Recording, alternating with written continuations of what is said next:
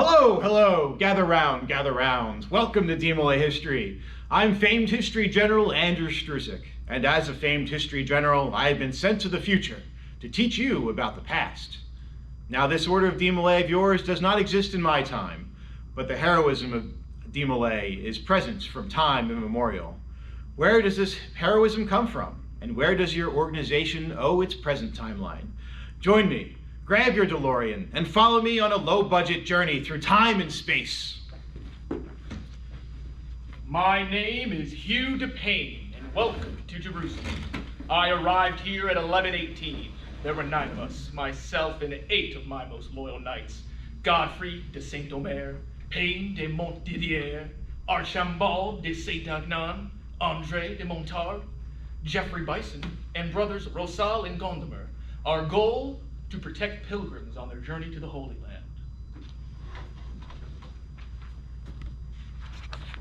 Land.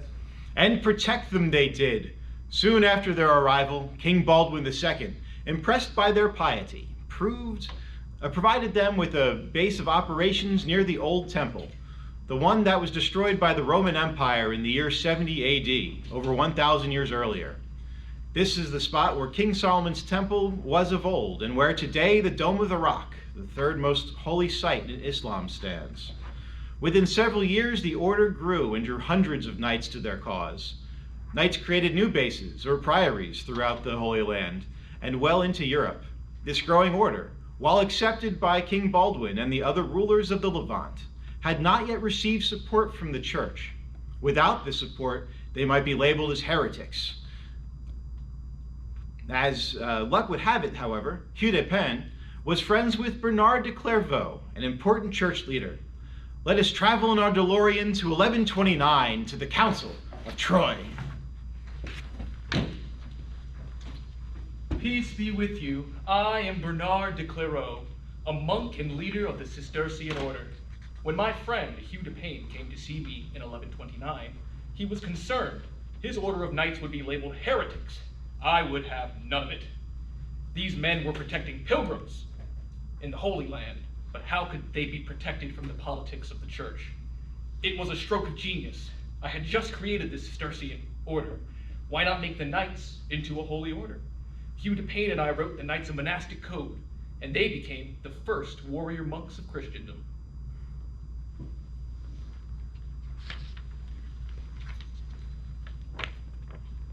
Yes, the knights took on the name of the poor fellow soldiers of Christ and of the Temple of Solomon. They were more commonly referred to as the Knights Templar. From their newly endorsed position, they spread their preceptories throughout the land. Many thousands donated to their cause. But the roads throughout Europe were filled with ruffians and thieves. Pilgrims were constantly beaten and robbed. The Templars had to help. Let us travel in our DeLorean to 1290, where we will meet one of these preceptors. Bonjour, my name is Geoffrey de Charnay, preceptor of Paris on behalf of our Grand Master Jacques DeMolay. Before we Templars came around, pilgrims were constantly harassed and robbed. We used our new wealth to build preceptories from here in Paris all the way to Jerusalem, each just 1 day's march apart. We created a system where a pilgrim could deposit their money for safekeeping at one preceptory and exchange it for a slip of paper on which should be written a secret code. When traveling to the next preceptory, they could exchange that encoded paper and get their money back safely.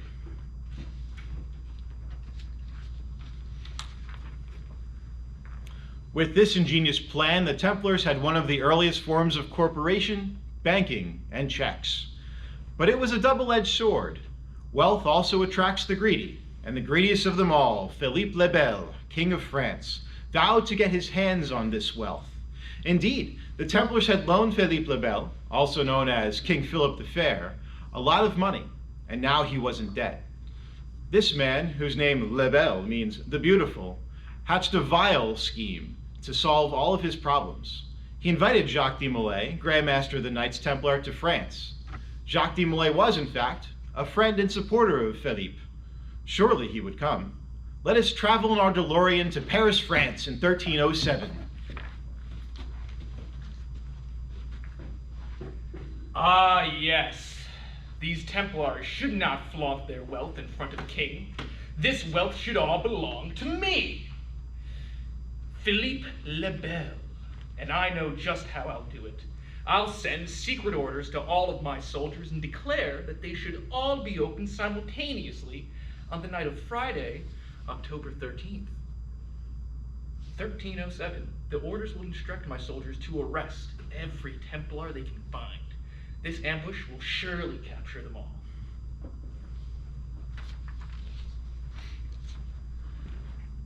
Many of the Templars indeed were captured. Jacques DeMolay, under torture, confessed to false charges against the Templars. He later recanted. They demanded he turn over the secrets of his order and the names of Templars who had escaped the ambush on Friday, October 13th. He refused and was tortured. For 7 years he was tortured, but refused to give up the order to the king. Pope Clement V, who initially refused to dissolve the Templar order, was finally pressured to withdraw his support in 1310. In 1314, the Pope's inquisitors found Jacques DeMolay innocent. This ruling survives today, as it is written on a document called the Chinon Parchment. The king, however, overruled them and ordered DeMolay and his supporters to the stake, where he and Geoffrey de Charnay were burned. However, let us now travel in our DeLorean 600 years in the future to 1919, where another tragedy has recently taken place. Hello, my name is Frank Land. I am the Social Services Director for the Scottish Rite in Kansas City, Missouri. Let me tell you about a chance encounter I had with an extraordinary young man today. You see, a member of Ivanhoe Lodge told me about him by phone a few days ago. His name was Louis Lower, and he lost his father in World War I. He was in need of a job to support his family, and as a representative of the Masonic family, I had to help. I met him in my office this evening, and he told me about his life, his dreams, his desires to be a leader, and his belief. I went home to my wife, Nell, this evening and told her, "Nell, I've met the most impressive young man this evening. He was looking for a job, but I think he needs something more."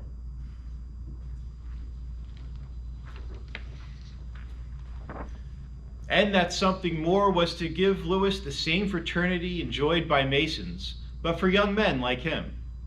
Louis invited 8 of his friends to the Scottish Rite building for a tour. They loved the building and wanted to make Frank Land's dream into a reality. Over a chat at an ice cream parlor, they went over the stories of many historical figures and came upon the story of Jacques DeMolay. His determination to defend his order, his principles, and his friends, even under the pain of torture, impressed the young men. They immediately chose to name themselves after Jacques DeMolay.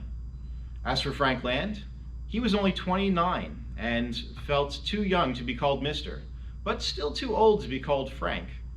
The early members, many of whom lost their fathers in World War I, took to calling him Dad. But what good is a fraternity without a tradition, like perhaps a ritual? Let us travel once more in our DeLorean to that summer.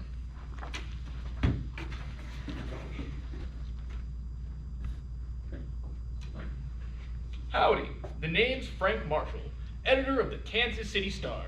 Let me tell you about an odd request I got from Frank Land the other day. He came to my house and asked me to write an entire DeMolay ritual. I told him he was insane. The Masonic ritual took hundreds of years to come to its present form. How could one man write a ritual? There I was, in my backyard, dumbfounded. But I got to thinking, and the thought never left my mind. But the next day, I had a basic ritual written.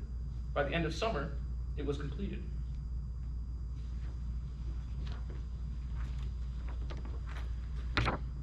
And that ritual continues with minor changes to this day in DeMolay chapters around the world.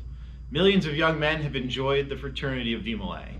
Men like Walt Disney, author John Steinbeck, former President Bill Clinton, voice of Bugs Bunny Mel Blanc, and even the Guinness World Record, tallest man in the world, Robert Wadlow. So, we learn from our history to make ourselves better in the future. We learn from the Middle Ages how to be tolerant, generous, kind, and faithful to our obligations. We learn from the early 20th century the importance of brotherhood, a place where we can all belong. And now let us turn back to Dad Strucek of today for our quiz.